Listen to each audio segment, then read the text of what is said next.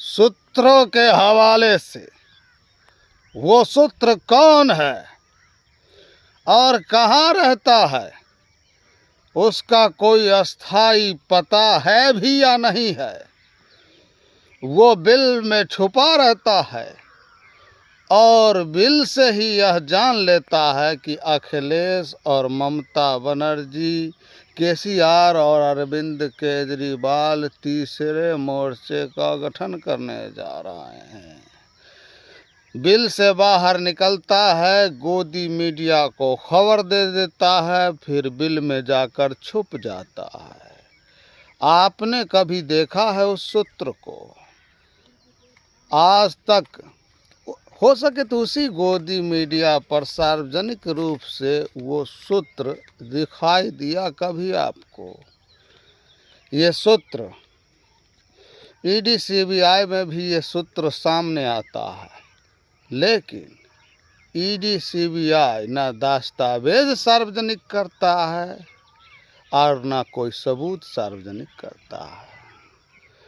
अखिलेश और ममता बनर्जी का औपचारिक मुलाकात को तीसरे मोर्चे के तरफ मोड़ना चाहता है ये गोदी मीडिया।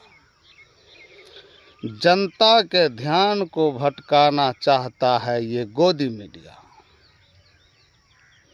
जहां भी चुनाव होता है, भाजपा अपना पत्ता नहीं खोलती है कि उसका मुख्यमंत्री कौन होगा। जनता वोट दे देती है, उसके बाद उस पर बैठा दिया जाता है जिसको भी बैठाना है। जो ज़्यादा बड़ा चमचा होता है उसको कुर्सी मिल जाता है, लेकिन दूसरे पार्टी से ये चेहरा ढूंढते फिरते हैं, ये इनका काम है। तो तीसरे मोर्चे का गठन क्यों नहीं होगा, आज हम इस पर बात करते हैं। दोस्तों, अखिलेश यादव उत्तर प्रदेश के राजनेता है। उत्तर प्रदेश में क्या ममता बनर्जी उनको मदद कर पाएंगे? बिल्कुल नहीं कर पाएंगे। क्या अखिलेश यादव पश्चिम बंगाल में ममता बनर्जी को मदद कर पाएंगे? नहीं कर पाएंगे। क्या केसीआर बिहार में नीतीश कुमार को मदद कर पाएंगे? क्या नीतीश कुमार केसीआर को तेलंगाना में मदद कर पाएंगे? क्या अरविंद केजरीवाल स्टालिन को मदद कर पाएंगे? क्या स्टालिन अरविंद केजरीवाल को मदद कर पाएंगे? दूर दूर तक इसकी संभावना नहीं है। अब तीसरे मोर्चे का गठन हो तो क्यों हो?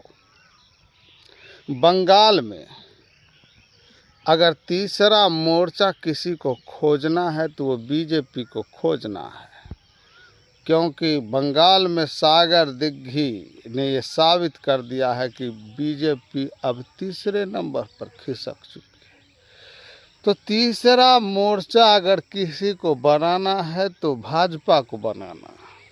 बंगाल में, उड़ीसा में अगर किसी को तीसरा मोर्चा बनाना है तो बीजेपी को बनाना है। और तमाम साउथ इंडिया में बीजेपी का इतना हैसियत नहीं है कि तीसरा मोर्चा वो बनाए या किसी में जाके सट दे। सटने की भी क्षमता नहीं है। अब चले आइए बिहार। बिहार में ऑलरेडी महागठबंधन सशक्त है, वहाँ तीसरा चौथा पांचवा का जरूरत ही नहीं है। चले जाइए महाराष्ट्र। महाराष्ट्र में महाविकास आघाड़ी इतना मजबूती से डटा हुआ है कि मोर्चा और मोर्चा बंदी दूर दूर तक नहीं है। बीजेपी एक दो झुनझुना के साथ अपना काम निपटाएगी, जो छांटी है शिंदे जैसे लोग। अब चले आइए राजस्थान। राजस्थान में तीसरे मोर्चे की ज़रूरत नहीं है, कांग्रेस बीजेपी में सीधी टक्कर है।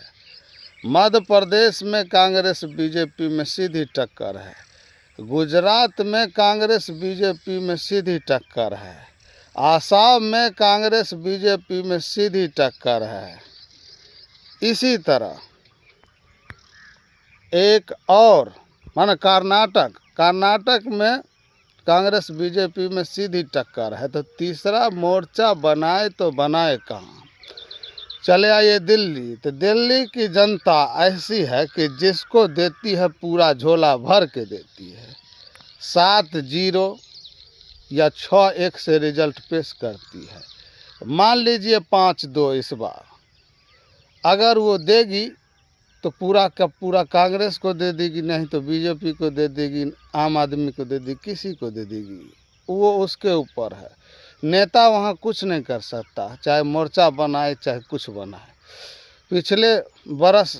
पिछले लोकसभा में देखे होंगे कि 1 नंबर पर बीजेपी थी, 2 नंबर पर कांग्रेस थी और 3 नंबर पर आम आदमी पार्टी थी लोकसभा में, जबकि विधानसभा के 70 सीट में से 67 सीट आम आदमी पार्टी के खाते में चला गया था। तो दिल्ली का काम वो जनता पर छोड़ दीजिए। चले आइए पंजाब में 1 नंबर पर आम आदमी पार्टी, 2 नंबर पर कांग्रेस, 3 नंबर पर अकाली दल और 4 नंबर पर बीजेपी। तो 4 नंबर का जो पार्टी होता है उसकी क्या हैसियत होती है आप खुद समझ सकते हैं।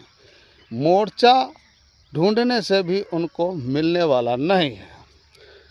अब हिमाचल में बीजेपी और कांग्रेस में सीधी टक्कर, वहाँ भी किसी मोर्चे की आवश्यकता नहीं है और ना ही पड़ेगी।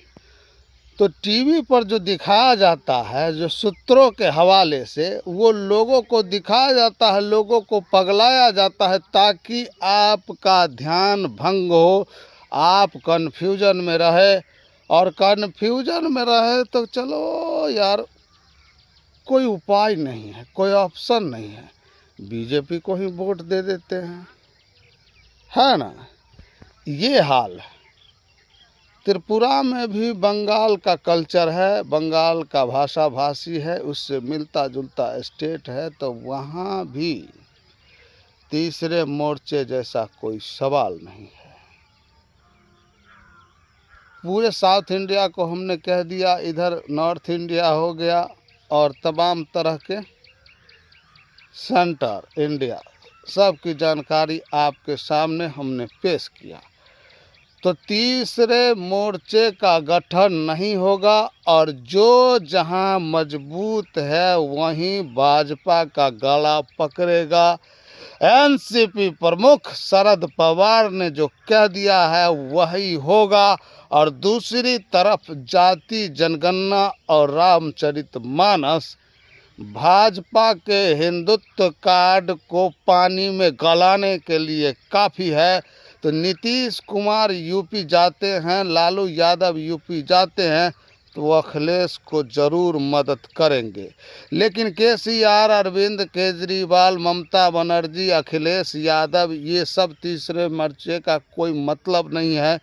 एक नेता दूसरे नेता से औपचारिक मुलाकात करता है, वैचारिक मुलाकात करता है, इसका कोई मतलब नहीं निकाला जा सकता और ना ही तीसरे मोर्चे के लिए इसे समझा जा सकता है। नीतीश कुमार अगर यूपी जाते हैं तो कुर्मी वोट जंप करके अखिलेश के साथ आ जाएगा। लालू यादव जाते हैं तो ये यूपी का यादव, बिहार का यादव जब एक होगा तो यादव का एक भी वोट तितर बितर नहीं होगा। ये फ़ायदा ही फ़ायदा। लेकिन केसीआर, अरविंद केजरीवाल, ममता बनर्जी, अखिलेश, ये संभव नहीं है। इसलिए तीसरे मोर्चे का कोई न गठन होगा, न तीसरे मोर्चे के दम पर चुनाव लड़ा जाएगा। चुनाव लड़ा जाएगा शरद पवार के उस आइडिया पर कि जो जहां मजबूत है वहां मुकाबला करे। 1989 में जनता दल और भाजपा ने ऐसा रणनीति बनाया था कि जहां अगर बीजेपी का कैंडिडेट कमज़ोर था तो वहां ऐसे लोगों को टिकट दिया गया जो कांग्रेस के वोट को काट ले, और जहां जनता दल का कैंडिडेट कमज़ोर था वहां ऐसे लोगों को टिकट दिया गया जो कांग्रेस का वोट काट ले। और इस तरह से कांग्रेस को हराया गया था उस समय, वही रणनीति पर अब काम होगा, वही रणनीति को अमली जामा पहनाया जाएगा और भाजपा के बढ़ते हुए कदम को रोका जाएगा। आप हमारे साथ जुड़े रहे। आप सभी लोगों को सलाम पेश करता है आपका खादिम हरे कृष्ण साहनी। कबूल फरमाइए जनाब।